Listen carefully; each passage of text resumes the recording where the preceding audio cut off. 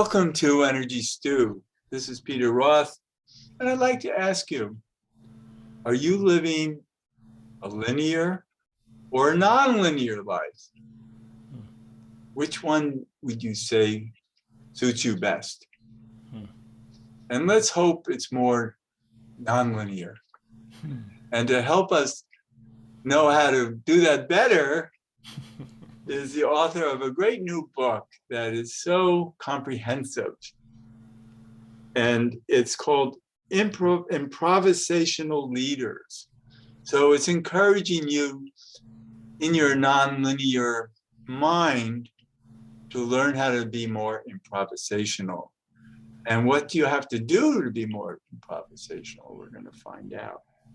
And it says on the cover, it says, discover your inner Olympian. So let's all become more Olympians. And to do that is the author of this great new book. And I'm so glad to know him. His sister is a very old friend of mine. And I'm so happy that to know him. We've crossed paths many times, but weren't aware of it. Bill Prinzivalli. Bill, welcome to Energy Stew. Thank you, Peter. It's good to be here. I'm so glad that you wrote this book because it can really help us be better at just being ourselves. Yeah, without a doubt. Peter, this is a book I started to write in the 90s. And I finally got it out last year. Actually, it just came out. It was published this past April. And back in the 90s, I was in business, but I was also a student and teacher of metaphysics at the New Jersey Metaphysical Center. And as I was learning all these metaphysical principles, I said, these should be applied to business also. And so I did that in my own self. I would meditate every day. I would use my intuition. I would look at the creativity, all of these nonlinear aspects, which used to be called right brain aspects, but neuroscience says that's not exactly true anymore. So we'll just call it nonlinear. And so I taught that class. And it was about a 12-week class. And each week I taught them a different nonlinear practice, whether it's meditation, creativity, etc. And I quoted many notables, not only in business, but in science. Albert Einstein, Thomas Edison, and all these amazing people. And Einstein actually says in there, I'm paraphrasing him, he said that the right brain or the nonlinear mind should be the master, and the left brain, the linear mind, should be the slave. So he felt that we should lead with the nonlinear brain to get the ideas, the creativity, the imagination, and then have the left brain execute it. That makes a lot of sense. However, we don't learn that. I mean, I went to school. I was an engineer, mathematician, and then a business person. We learn only left brain items, just content. And there's no place that anyone ever teaches us how to incorporate the right brain. So back then I taught the class and said, why only use half your brain? Add the second half, add the right brain to the left brain, integrate the two. If an idea starts in the right brain, check it out with the left brain. Check out the numbers. We're not taught to do that. We're actually taught to do the opposite. Yes, exactly. Well, I don't even know. You mean start with the left brain and check it out with the right? In school, everywhere they teach you, it's really the linear truths that you need to follow in life. And the other stuff is just maybe often useless imagination. Yeah. I mean, there's such criticism, right? For people that are left brain, which is, I think, most of the people, they look at people that are more right brain, but they look at the extreme people, the ones that have 1 foot in the air, 1 foot on the ground, and they say, I want to be like that. And then the right brain folks who are creative, they'll look at the left brain folks and say, you're very anal. Now, they both have attributes that are important to have, to integrate, and to use together. Well, yes, and that's why your book has so much in it. It's a big book, As a matter of fact, you were telling me before the show that it could have been two books. Yeah. And because there's so much information on how to live more authentically. Hmm. Yeah. And that's what, because you're talking about authenticity being both sides of the brain, or linear and nonlinear. We really have to live in the truth of everything that works together. Hmm. Yeah, authenticity is a wonderful word to use in that regard, and I've also learned a lot about authenticity when I started doing improv. Improvisation was something I just did for fun. I had no idea that it had any connection to consciousness, spirituality, right brain, left brain. I just did it for fun. But then I realized it has amazing attributes. Just the basis of an improv. If you and I are on stage doing an improv, right? All right, and you're the one that steps out first, and you're going to say something to me. Well, damn it, I better listen to you because otherwise I got nothing. All right, I got an audience listening to us. If I don't listen to you, and not only do I have to listen, but I have to listen deeply. So I have to listen to your sentiment. I have to look at your eyes, your body language. What are you really saying? Because the audience will see that, and if I don't respond to that, they'll be confused and they'll be disappointed. So that's step one. For continuity. Yeah, yes. And the second step is that I have to identify my feelings, right, based on what you just told me. So am I angry? Am I upset? Am I surprised or whatever? And it would likely show up in my face. So if I don't identify that and include that in my response, against the audience will be disappointed. There'll be a disconnect. And then I come back with an authentic response, meaning it's authentic based on my feelings and your comment. All right, that's where the authenticity comes into play. And an open mind to be able to improvise. Totally. I mean, if we when we go on stage, if we don't have an open mind, forget it. I mean, if we go in there with an agenda, in fact, that's what happens. Sometimes two people will come out and they both have an idea, and if it's you and I, and you start speaking first, I have to drop my agenda. All right, Yeah. I have to. Yeah, I have to because drop my it can agenda. move you in a totally different direction than your agenda. Totally different. So I have to drop it and go with you because improv is not about you. It's about supporting your partner and the scene. So improv has taught me flexibility, authenticity, a lot of things that I needed in my life. And there's a word I've learned in the last year or two that I'm using a lot because it just feels good. It's called riffing. What's the word? Riffing. Riffing. Oh yes, of course, of course. Do you play your music, any especially jazz? No, I appreciate it, that jazz is riffing, but so is improv. Totally. In fact, and when we study improv, I just finished an MBA program just recently, and I was doing an independent study with a professor, and I didn't realize that there was an intersection between management studies and improvisation in the academic world. And when he found out, that's when I did a feasibility study with him on the feasibility of using improv in business. But the biggest area they discuss is jazz. Because in jazz, they riff, they whatever. And that's what they studied, and they're studying how can it apply to the business world. Well, the bottom line is business people, and that's the reason for the title of the book, business people, everybody actually, improvises every day. No matter how much you know your craft or your business, you're improvising every day. So the whole point of the book is to improvise more consciously. But I think it's more than that, because I think there's a linear purpose that business people have that can restrict their improv, and they might think they're being improvisational, but they're stuck because they have preconcepts of what they want their business to do. Mm-hmm.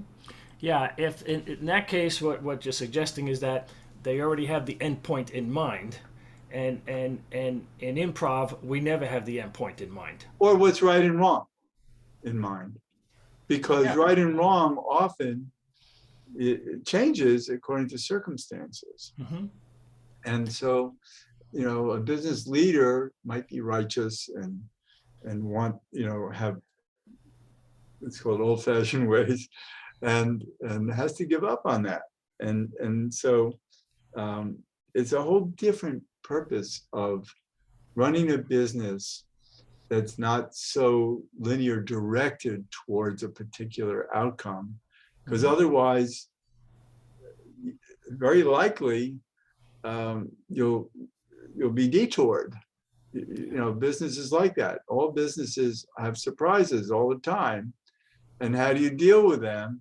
And you could try to control things in a way that overrides the moment, because you have this larger picture in mind, linear picture, and you're not willing to improvise.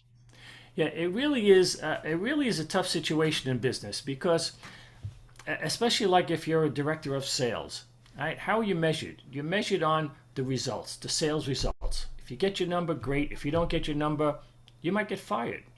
So in one sense, it's really tough for a lot of business people because there is an endpoint that someone has defined, either they or their bosses, that says if you don't meet that, you're out of a job. So, so in a sense, I'm trying to tell them go inside, don't be so linear, and I give them a million ways to practice non-linearity and be flexible and adaptable and to do the best you can and see where it goes. And that takes a lot of courage, right? It takes a lot of courage to follow, what you feel is true, what your instincts are, without trying to manipulate it to reach that endpoint. That's You have to learn new methods, develop new relationships and associations to get the job done. Mm-hmm. But it might also be that you should get a different job. Exactly. And that's what I guide people. I mean, I do a lot of one-on-one coaching for executives, and I say, go inside, and I'll help you get there. let's discover and explore what your truth is, and once we do that, then let's talk about what it is. Because how many people become lawyers because their father was a lawyer, their mother was a lawyer, and after 10 years they find out they hate it? Well, that's because there was some outside voice that they were listening to on what they should do. Instead, I want them to find their deepest truth and follow that.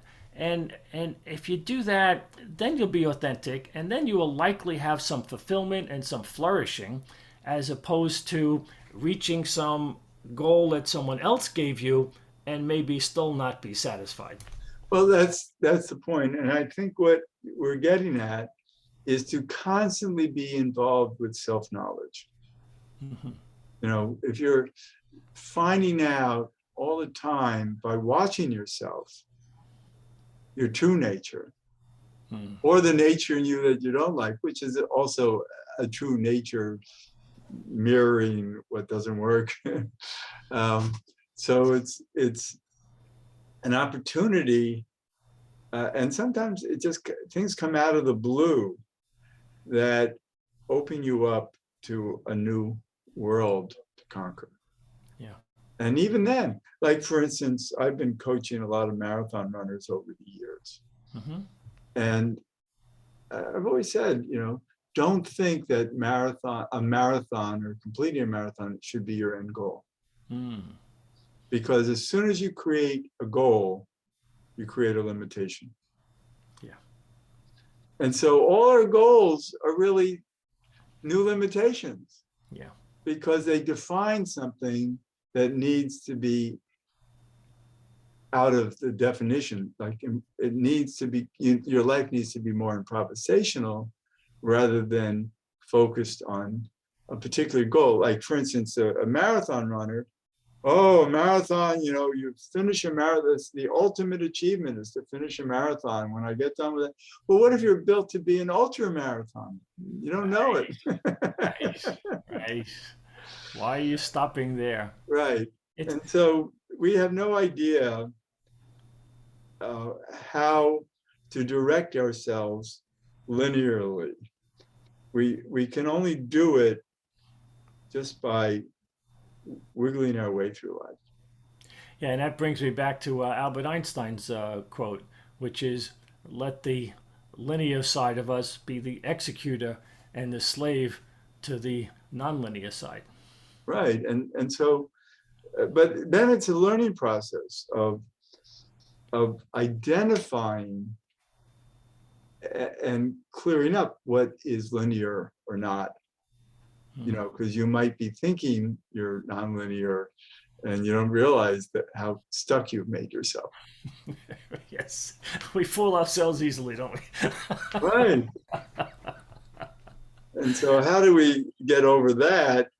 And I think that that has to do with living more of a spiritual life in terms of seeing ourselves in more of a universal way, Mm-hmm. and allowing trusting, let's call it trusting the flow Mm-hmm. to carry us where our souls need to carry us, Yes. because our souls know better than our egos. Yeah. The trust is such a huge word, and then the courage to follow that trust. And that is nonlinear, and it's contrary to the way a lot of businesses run. We want you to reach this goal. It's a linear goal, and everyone is focused towards doing that. But yet internally, I try to coach people to follow their inner guide, the nonlinear part. What do you really want? And that may match the company's goal, or it may not. In which case, you may be you may be in the wrong field. Right. And so it might not have clear form. And how do you trust form to show up? Yeah, that's hard. I mean, that's faith. Faith and courage are probably the two biggest words we're talking about here. Have the faith in yourself, the universe, whatever word you want to use, to say, okay, I'm going to follow my inner truth and have faith that that it'll be okay. Well, I don't know what that means, but have faith that it's the right thing to do. That's not even the right word. Just to have faith that that is the true direction, it's the true path, and where I end up is where I'll end up. And what's interesting, I've worked with so many people over the years who are at their wits' end of potential failure, and and it's like, or they have failed, and some time later we look back on that and go, thank God, what a blessing that disappointment was. Totally. Totally. I mean, there are a lot of quotes that talk about you can't understand success until you've seen failure, or the greatest success comes after the greatest failure. And yeah, in my case, I mean, I lost a $10 million software business that I had in the late '90s, and I lost it, and the word failure came up. I beat myself up left and right over it, but in retrospect now, I can see that it brought me to where I am today. In fact, everything in our lives bring us to where we are. Of course. Of course, right? Yeah, I mean, but how do you feel about it? And usually it's a blessing. yeah, yes. It's if you true to if I find if I'm true to myself, and I go through that quote failure with as much integrity and honesty as I possibly can muster up at that moment, I'll end up in a better place. Yes, humility is important. And I think, because we don't realize how much we're run by an ego Yeah. that wants to control things and judges everything. Hmm. And if we can stop judging so much, it's hard to do that, because then you might feel, like you're not on the case. Yeah. Well, the example I think about is, when we're children, we don't know what we're doing, right? So our parents say, you should do this, you should do that, you should say this, you should say that, right? So we get all this information, and usually there are instructions on how to be and how to act. So we follow them. But these are outside voices, nowhere. I mean, most parents, in my experience, don't teach you to try to understand what's inside and what you really want, especially when you're small. When you're small, you need the directions to keep safe. But then as you grow, you should more and more identify what you want. So, especially in my life, and I think in most people's lives, we have these voices from childhood and from all lifetime on what we should do and what is right and what is a success, etc. And it's only when we can mature enough and become wise enough to say, okay, those are outside voices. What's my inside voice say, and what do I really want to do? That's a different ballgame. And it's a big learning curve. Huge. It's still learning it. I mean, those voices are always there for me. Oh, yeah. I was lucky that my parents always said, you can just do whatever you want, be whatever you want, be as successful as you want. Nice. And so they were never on my case about school or grades or anything. If I had bad grades, they said, oh, you can Yeah. feel like it, you'll get better grades. And it's like, that didn't help because my teachers didn't like me. So here I am confused. And it really took till I was in my, I guess, junior year of college when I finally had some professors who were admiring me. And all of a sudden I became an excellent student because I had that input. And also I found where I was studying things I was joyful about. So instead of studying the things I thought I was supposed to learn. Right. So that's the balance between structure and freedom, right? I mean, and the smaller we are, the more structure we need because we're helpless, right? But then as we grow, we should have less structure and more freedom. I always said to someone, I said, if you ever want to feel inept, have a child and try to raise it. I mean, it's the toughest thing in the world. I mean, that balance is so hard, and then every child is different. How much structure do they need? How much freedom do they need? Yeah. And it should grow. I mean, it's like the example. When a baby is born, you put them in a playpen. So they got what, 3 square feet. Okay, you got freedom within that 3 square feet. That's it. Because beyond that, you're not safe enough yet. You're too small to know what safety is. But then that should get bigger and bigger over the years. And to get that pace just right, it's impossible. No, parenting, I've learned, is a huge question mark, and only can you really judge it afterwards when my kids are grown.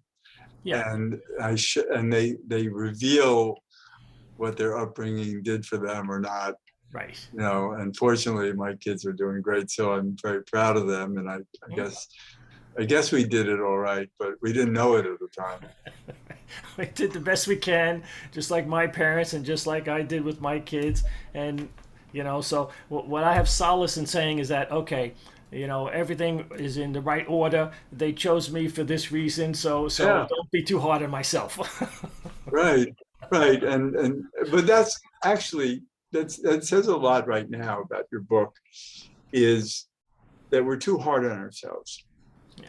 About everything, because it's the ego, it's the linear aspect of right and wrong, and so in a sense we just have to free ourselves. Mm-hmm. And so this book is so great, and I want to make sure we clear to our audience that the book is called Improvisational Leaders. Your name is Bill Prinzivalli. Mm-hmm. And is there a website? Yes, improvisationalleaders.com. Great. Or my name, billprinzivalli.com. Oh, great. And I just want to add a plug there to my professor, who's become my friend, wrote a chapter in the book, so I have him down as a co-author, of course. I'm honored to have that. Is Dr. Gerard Farias from Fairleigh Dickinson University. So he wrote a chapter in there because he's an expert in sustainability, and not just in terms of climate control, but in terms of organizational sustainability and how organizations must change in order to be sustainable in society in general. So I learned a lot from him. And he brings more scope to it. He does. But the book has so much scope. I mean, I loved reading it because it just felt so right. It's like, of course, because a lot of people don't really think of improvisation as something other than you see on the stage. Yeah. And they think it's just comedy. I thought that too. I said, okay, it's comedy, it's fun, okay, big deal. But then, as I said, I took the class I started 10 years ago, and I've been compelled to be here ever since. Because it's about giving to your partner, it's about authenticity, it's about giving up control, It's about being authentic, and it constantly challenges me. And I stay with it because there are tools in there that I need to continue to develop.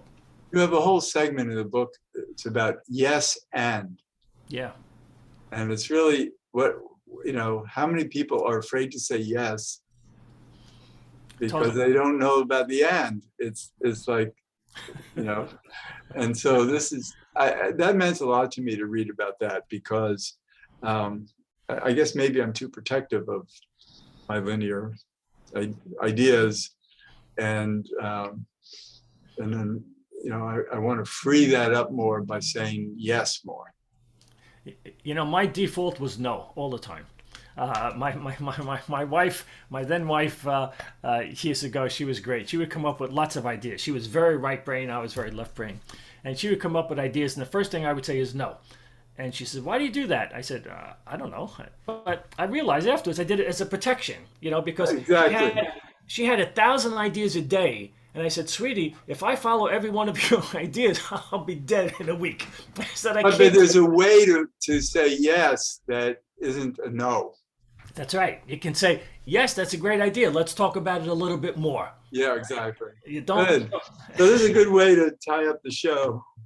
And Okay, yeah, let's have our audience saying yes a lot more. that'd be great. And So, I enjoyed so much talking with you, and I really am grateful to have you as a guest on Energy Stew. well, Peter, it's my pleasure. I'm glad my sister introduced me to you, and I'm honored that you read the book and wanted to have me on here. So, thank you. My pleasure. And this is Peter Roth, your host of Energy Stew at prn.live. I can be reached at peter@heartriver, HEART river.org. I'd love to hear from you, and thanks so much for listening.